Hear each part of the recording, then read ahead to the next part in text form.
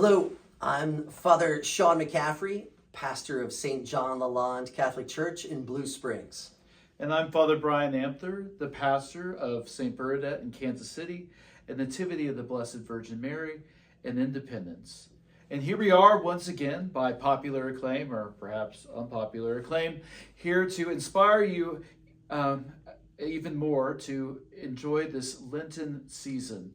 And so we're looking at the readings for this weekend, and it's a transfiguration. And it's pretty awesome because, we have Jesus and disciples on Mount Tabor, and, Moses kind of shows up. And so they're kind of looking into the past to see, what has happened before. But then they're also looking into the future to see the death and resurrection of Jesus. And so Father McCaffery and I thought, what better than having a movie about the mystery of time? And so, are you ready? Here we go. We're going to go back to 1985. We're going to be in a time-traveling DeLorean, and we're going to be moving at 88 miles per hour. That's right. We're doing Back to the Future. Such an epic movie. It makes total sense for this weekend, right? Not sure how we're going to connect this, but we're going to try. Oh, it's totally connected. So the first thing we're going to do is we're going to show you this clip, which I think really summarizes the whole point of this movie.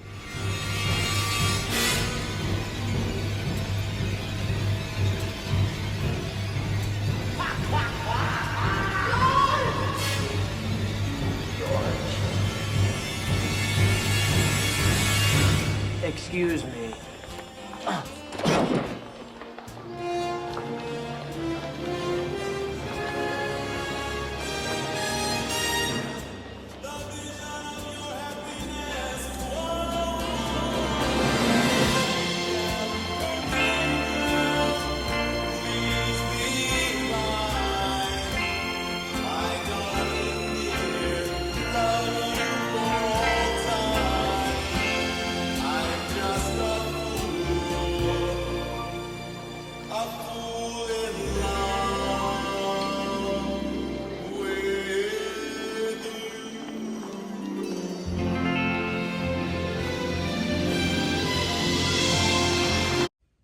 What'd you think of that?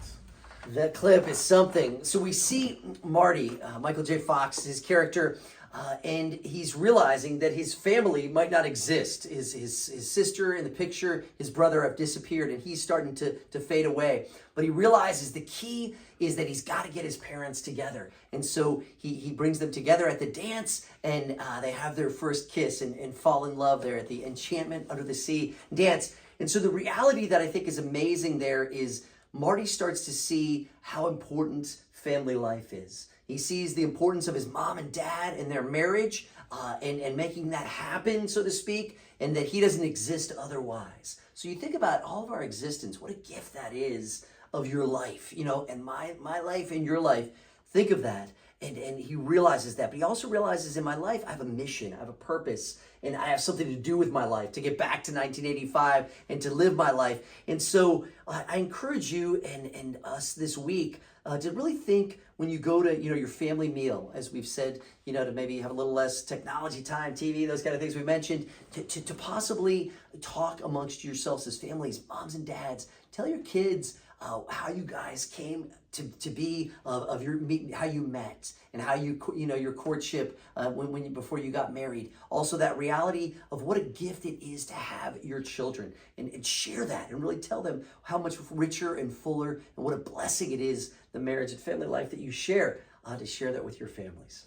And I love that song, The Power of Love, by Huey Lewis and the News. I feel like that really summarizes the movie. Like, the power of love has the ability to change the future. The fact that they got together meant that Marty and his siblings had a life. And, that connects well to our readings for this weekend because it's the power of love, the power of Christ's sacrifice and death on the cross and his resurrection that changes our future. Love has the power to change the future. And so I think that's a powerful thing. Now, another thing I thought was really interesting is this sort of shift in George McFly. Do you see that from the beginning to the end? Let's take a look at that Could have clip. been killed. Now, Biff, I never noticed that the car had any blind spot before when I would drive it. Hi, son. But what are you, blind, McFly? It's there. How else do you explain that wreck out there? Now, Biff, can I assume that your insurance is going to pay for the damage? My insurance? It's your car. Your insurance should pay for it. I want to know who's going to pay for this. I spilled beer all over when that car smashed into me. Who's going to pay my cleaning bill? And where's my reports? Well, I haven't finished those up yet, but, I figured since they weren't due till... Hello? Hello? Anybody home? Oh. Think, McFly. Right. Think. Now, Biff, I want to make sure that we get 2 coats of wax this time, not just 1. Just finishing up the second coat now. Now, Biff, don't con me. I'm sorry, Mr. McFly. I meant I was just starting on the second coat. Yeah, Biff, what a character. Isn't that pretty amazing? That's amazing. The Like, that's transformation. total transformation. Yeah. It's like, what happened there? Well, let's look at, I think this clip shows us how he had the power to change.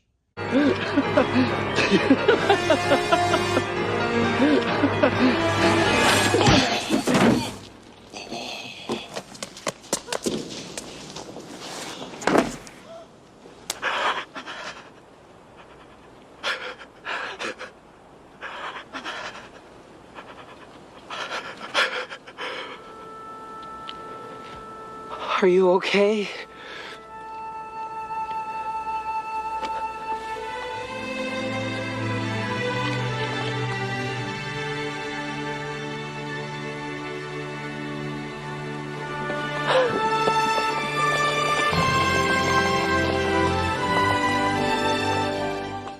Bam! That will change somebody. That's Doc something. kind of mentioned that, Yeah. Hit somebody? Oh my goodness. That's incredible. Yeah, that we see that Marty is encouraged a little bit, his dad to go to the dance, and that reality. Then he faces Biff. He faces his nemesis, so to speak, right? His bully. That represents, I would say, in this movie, Satan, right? Our sin, our challenges, our struggles, and he has the courage to fight, to defend Lorraine, and to stand up for her, and to be the man that he's called to be. And we see that in the punch, that he's willing to defend her honor. And so that's a beautiful thing, that we see some of the transformation of George. We also see his transformation, I think, in these clips as well, that we're going to see of how he kind of changed. Some of the times where he wasn't really had the strength and the courage to pursue Lorraine, or to go to the dance, and he really didn't have the courage to face Biff. And so let's take a look at this.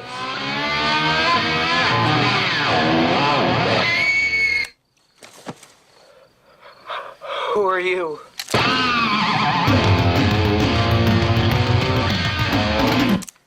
Silence, Earthling! My name is Darth Vader.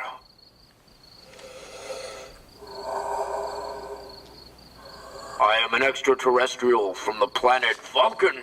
Maybe change your mind, George. Last night, Darth Vader came down from planet Vulcan and told me that if I didn't take Lorraine out, that he'd melt my brain. Yeah, well, let's just keep this brain melting stuff to ourselves, okay? Oh, yeah. All right, okay. All right, there. Look, tell her Destiny brought you together. Tell her that she is the most beautiful girl you've ever seen in the world. Girls like that stuff.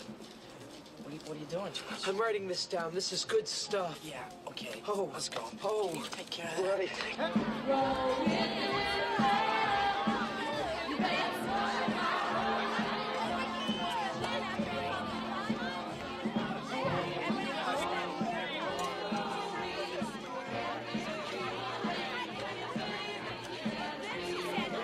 Lou, give me a milk.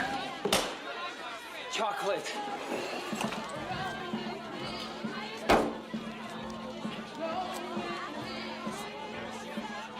Sherry Coke.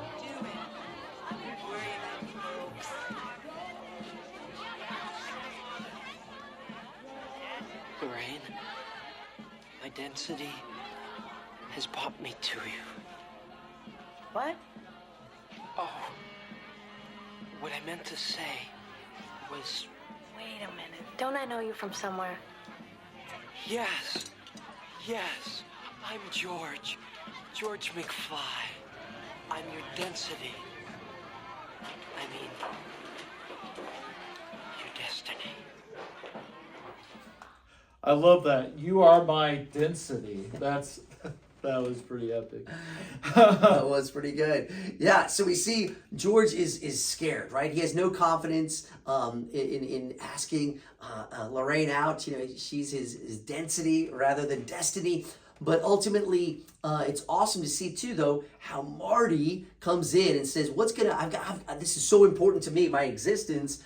I've got to find a way to get Dad motivated to go to the dance, to ask Lorraine out, to pursue her. And so he does by acting like the Martian, right? That, if it was up to George, he's like, I'm just going to watch, science fiction theater tonight. You go hang out with Lorraine. I'm out. But that reality, he scares him. He knows that, from the planet Vulcan, I'm Darth Vader. That reality is then he motivates him, right? He sees that. And sometimes our kids have that ability to motivate us, but he gets him to have the courage. Hey, I really could ask her out and to pursue her and have that confidence and that belief, but also the confidence and belief that I could stand up to the bully that's been, as we saw in those clips as well, been, bothering me and putting me down and keeping me down. And I'm doing his homework for him and I'm doing his work for him. He could have if it would have kept going on in his life, but he stands up to that. So that one thing I think is the importance of fear. We all have fears, right? We have fears of asking the girl out and going to the dance.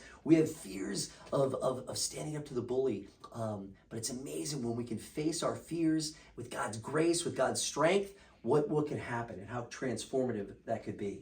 But I love how comical that really is. It's like Marty, his son, is giving his dad, advice on how to ask a girl out. But, that's, of course, the comedy of a time travel movie, I suppose. But it's like, but isn't it true, though, that our children inspire us? Good fathers should be inspired by their children to do better, to do great things. And perhaps, like the Darth Vader scene, they might be a little terrified at times because being a father is a huge responsibility, but it's a privileged one. And so my challenge to you this Lent is to really take seriously your role as fathers in the family. That means you are the leaders of your family and going to Mass and putting God first and saying, hey, as a family, we're going to pray together. This is very important. That means that you're going to strive to be virtuous as fathers because you want to inspire your children. And that means, making sure you take good use of the sacrament of confession. Because my goodness, if your children see you go to confession, that is like the most inspirational thing. Oh my goodness, my dad's not perfect either, but he goes to the Lord and he asks for his forgiveness.